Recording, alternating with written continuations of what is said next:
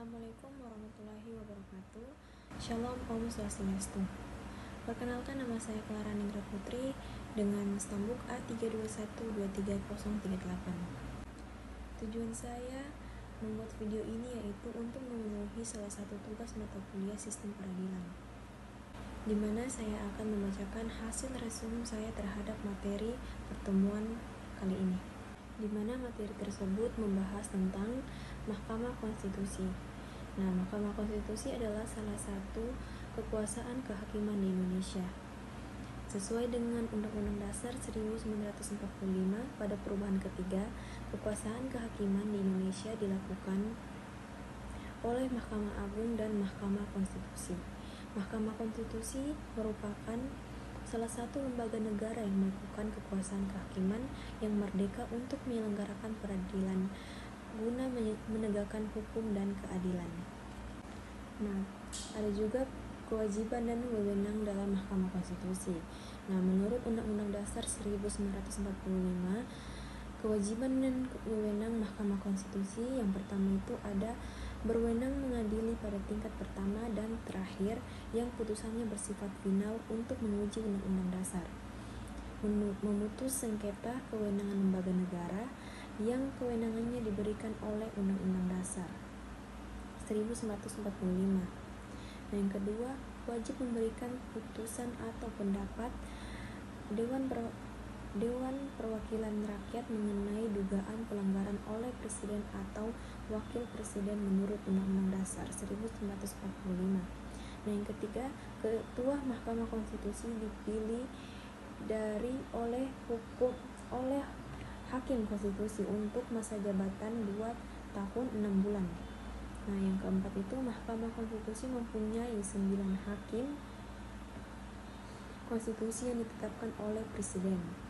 Nah, Hakim Konstitusi diajukan masing-masing 3 orang oleh Mahkamah Agung, 3 orang oleh Dewan Perwakilan Rakyat, dan 3 orang oleh Presiden atau dari Presiden. Nah, yang keenam itu ada masa jabatan Hakim Konstitusi adalah 5 tahun dan dapat dipilih kembali untuk 1 kali masa jabatannya.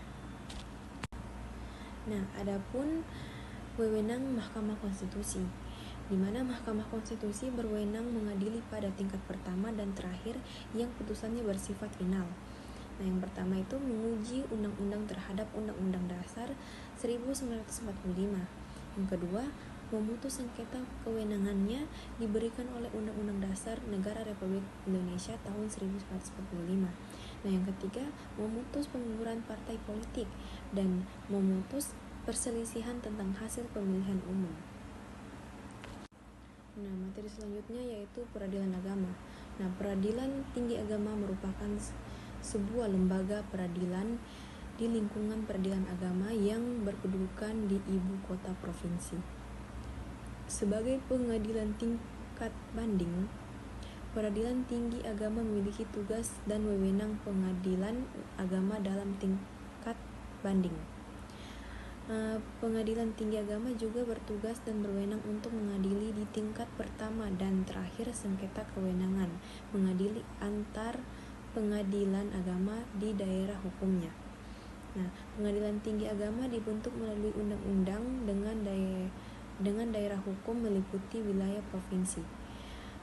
Peradilan agama merupakan sebuah lembaga peradilan di lingkungan peradilan agama yang berkedudukan di ibu kota, kabupaten, atau kota.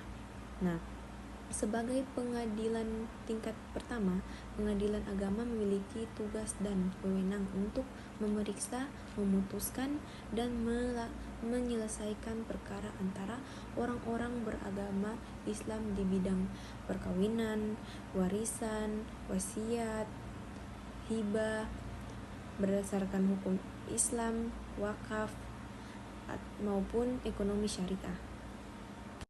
Selanjutnya ada beberapa perkara.